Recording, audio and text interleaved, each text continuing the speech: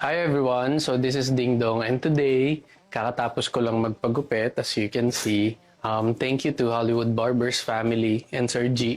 And today magluluto tayo nung somehow yung pwedeng pangtamad or nagmamadali ng mga tao dahil meron pa silang mga susunod na activities or events na pupuntahan. Ang pinakamadaling lutuin sa lahat ay gisa. And yung pagigisa natin, literal, para lang tayo nagpiprito ng lahat ng ingredients na meron tayo. Meron tayong bawang, this is my minced garlic, and later mag-refill ako neto dahil nga paubos na siya dahil sobrang hilig ko sa garlic. And then we also have red onions. So yung red onions natin to add spice and at the same time, mas mabango yung lulutuin natin. And then we have kamatis, good source of lycopene. Lycopene!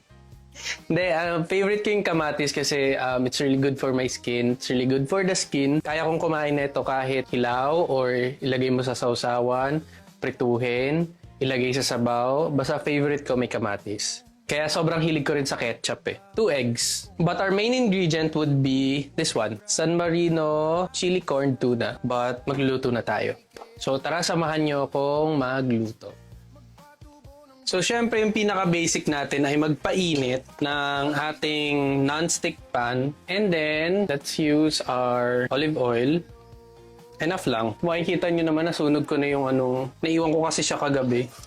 So, habang pinapainit natin yung mantika, pwede nating i-low down muna yung ating pag-iinit kasi hindi naman natin kailangan ng super high heat right away. So, meron ako ditong sibuyas na mince and at the same time may mga buo para iba-iba yung texture. Wala lang, ako lang yun.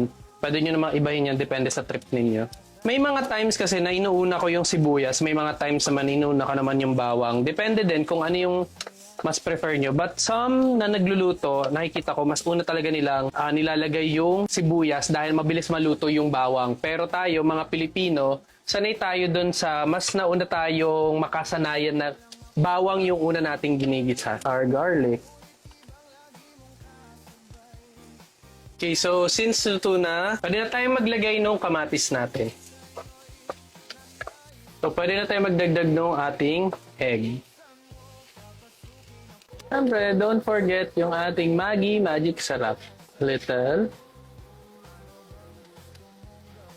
And then we have our San Marino corn tuna and its chili flavor.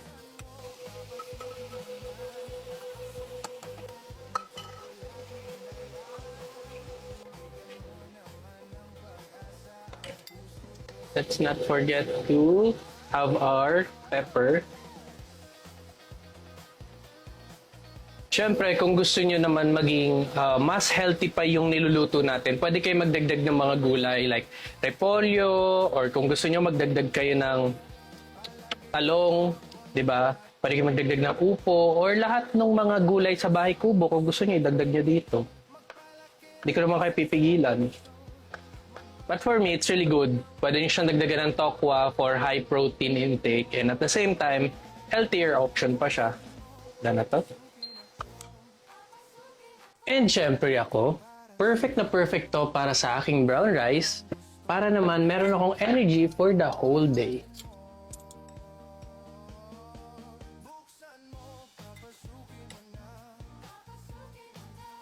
So tara, kain.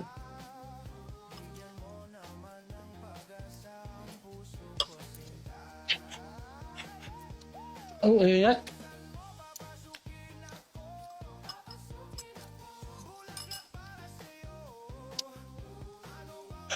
Ang ingat. But it's good. And of course, thank you so much. Let's eat again next time. Bye-bye.